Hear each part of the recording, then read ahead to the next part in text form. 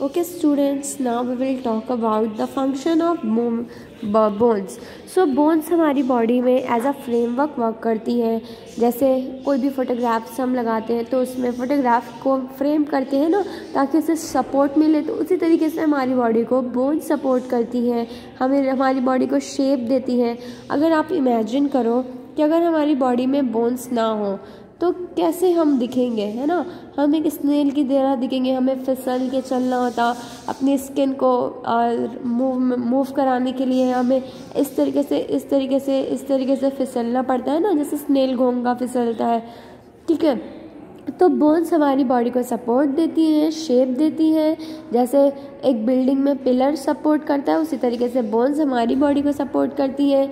Bones हमारे internal जो बहुत नाजुक ऑर्गन्स होते हैं उनको प्रोटेक्ट करती हैं.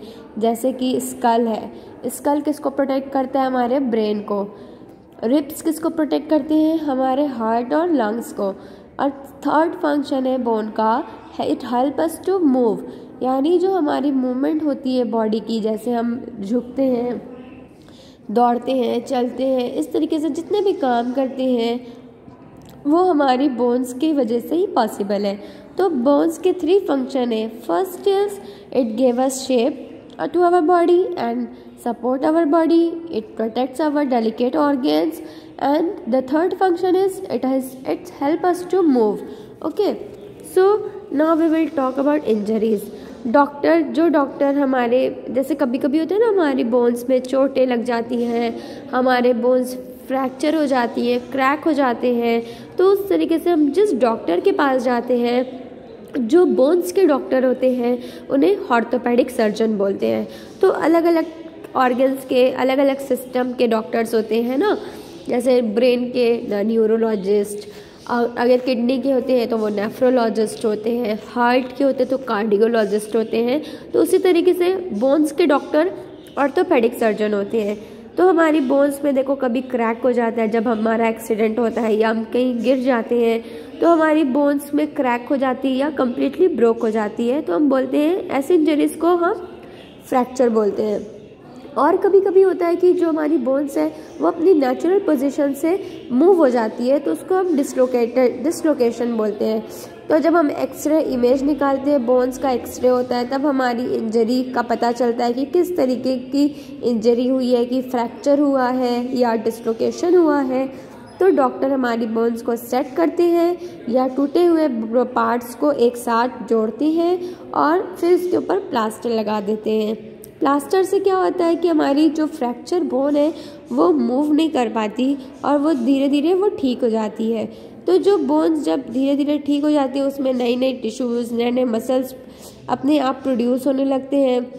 और ब्रोकन बोन को अगर हमने सही तरीके से सेट नहीं किया तो बोन जो होती है वो बेंड हो जाती है, मुड़ जाती है और वो सही नहीं हो पाती. तो अगर इंजरी बहुत ज़्यादा ख़राब है तो डॉक्टर को सर्जरी और ऑपरेशन भी करना होता है ना. तो कभी कभी हमारे पैरों में मोच आ जाती है ना, जिसको हम स्प्रेन बोलते हैं. मतलब जब हमारे बोन से मसल अटैच होती है, तो जब मसल में इंजरी होती है तो हम उसको स्प्रेन बोलते हैं. और जब मोच आती है तो वो बहुत पेनफुल होता है और उस एरिया में सूजन हो जाती है, स्वेलिंग हो जाती है. कभी कभी डॉक्टर एक क्रेप बैंडेज वहाँ पे लगाते हैं ताकि मसल्स की जो स्ट्रेन है वो रुक सके. ठीक है, तो स्प्रेन मसल अगर किसी को मोच आए तो उसको रेस्ट, आराम ज़्यादा से ज़्यादा करना चाहिए और डॉक्टर को भी दिखाना चाहिए. ठीक है, now we will talk about, ये तो हमने पढ़ लिया कि हमारे बोन्स की इंजरी क्या क्या होती है, फ्रैक्चर्स, डिसलोकेशन एंड स्प्रेन. और डॉक्टर कौन होते हैं? Orthopaedic surgeon. The skull, the bones of the skull are hardest of all the bones. हमारे जो स्कल होती है, यानी ये जो दिख रहा है खोपड़ी, ये है हमारा स्कल. तो स्कल जो है सबसे हार्डेस्ट बोन होती है. सारी बोन्स में सबसे हार्डेस्ट बोन स्कल होती है. तो इसमें कुछ जो ये ऊपर वाली जो पार्ट होती है उसको हम क्रेनियम बोलते हैं, और ये क्रेनियम ही हमारे ब्रेन को कवर करता है. बाकी सारी बोन्स जो होती है वो फेशियल बोन्स होती है, जो हमारे फेस को शेप देती हैं. कुछ 2 हॉलो सॉकेट्स होते हैं जिसमें हमारी आई बोन प्रोटेक्ट होती है. ठीक है, तो जितनी भी स्कल की जो बोन्स है, ठीक है, वो क्या करती है, मतलब लोअर जॉ को छोड़कर बाकी सारी मूव नहीं कर पाती, और जो लोअर जॉ जबड़ा जो होता है हमारा वो मूव करता है ना, जो बोलने में हेल्प करते हैं। लोअर जॉ जो होता है हमारी, वो हमारी जब हम खाते हैं या बोलते हैं तो वो लोअर जॉ, नीचे का जबड़ा, वो हिलने में, मूवमेंट में हेल्प करता है। Next we will talk about the spine. The spine is also called the vertebral column और बैकबोन। अच्छा, तो हमारी जो बैकबोन होती है ना, जो बैकबोन होती है उसको हम क्या बोलते हैं, स्पाइन को हम वर्टिब्रल कॉलम या बैकबोन कहते हैं। इसमें छोटी छोटी बहुत सारी बोन्स होती हैं जिन्हें हम वर्टिब्री कहते हैं, ठीक है। तो वर्टिब्री जो है बीच में से खोखली होती है और एक दूसरे से जॉइंट होकर एक ट्यूब का फॉर्मेशन करती है।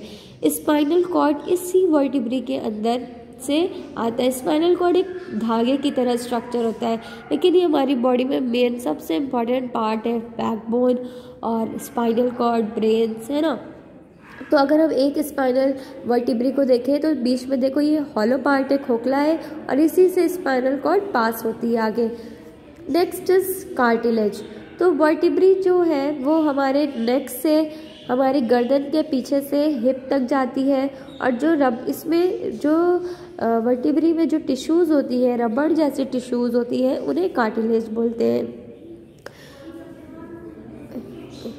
कार्टिलेज बोलते हैं। और ये हमें स्मूथली मूव करने में हेल्प करते हैं। हमारी जो कमर की वर्टिब्री है वो हमें आगे झुकने में, पीछे झुकने में, ट्विस्ट करने में, हमारी कमर को ट्विस्ट करने में हेल्प करती है। तो वर्टिब्री, और जो नेक में वर्टिब्री होती है, गर्दन में जो वर्टिब्री होती है, वो हमारे सर को मूव कराने में हेल्प करती है, ठीक है। साइड बाय साइड हम अपने सर को मूव कर सकते हैं ना, तो वो हमारी वर्टिब्री के लिए ही पॉसिबल है। वर्टिब्री एक स्प्रिंग की तरह काम करती है, हमारे हेड को कुशन की तरह सपोर्ट करती है, ताकि जो ब्रेन से जब हम जंप करें तो हमारा ब्रेन जो है उसको झटका ना लगे, तो इसीलिए वर्टिब्री हमारे कुशन की तरह भी काम करती है। Next we will talk about the rib cage. जब हम दौड़ते हैं तो हमारा जो चेस्ट है ना, चेस्ट के सेंटर में ब्रेस्ट बोन आती है। ये देख रहे हो स्ट्रक्चर, ये पूरा, ये बीच में ये ना ब्रेस्ट बोन, ये रिब के स्टर्नम, या इसको स्टर्नम भी बोल सकते हैं, ये स्टर्नम या रिब केज है। तो ये क्या करती है, ये बहुत स्ट्रॉन्ग और इस तरीके से कर्व और बहुत फ्लेक्सिबल होती है। इसको हम इसमें रिब्स बोलते हैं। बीच में ये स्टर्नम है और ये पीछे का वर्टिब्री है, और ये पूरा हमारा क्या आता है, रिब्स आती है। रिब्स कर्व होती है और सारे वर्टिब्रल कॉलम जो पीछे की वर्टिब्रीज होती है उससे जॉइंट जुड़ी हुई होती है। और ये इसका काम क्या है, हमारे लंग्स को, हमारे हार्ट को प्रोटेक्ट करना। और इस पूरे कवरिंग को हम क्या बोलते हैं, रिब केज बोलते हैं, रिब केज। और जो रिब्स होती है वो किससे अटैच होती है, स्टर्नम से इस तरीके से अटैच होती है कि जब हम सांस लेते हैं तो वो एक्सपैंड होता है, मतलब आगे की तरफ फूलता है, और जब सांस छोड़ते हैं, जब सांस अंदर लेते हैं तो अंदर की तरफ झुकता है, एक्सपैंड होता है, और जब हम सांस छोड़ते हैं तो वो बाहर की तरफ फूलता है। तो ये हमारा रिब केज है। तो नेक्स्ट वीडियो में हम आपको बताएंगे शोल्डर, आर्म और हैंड के बारे में, ठीक है।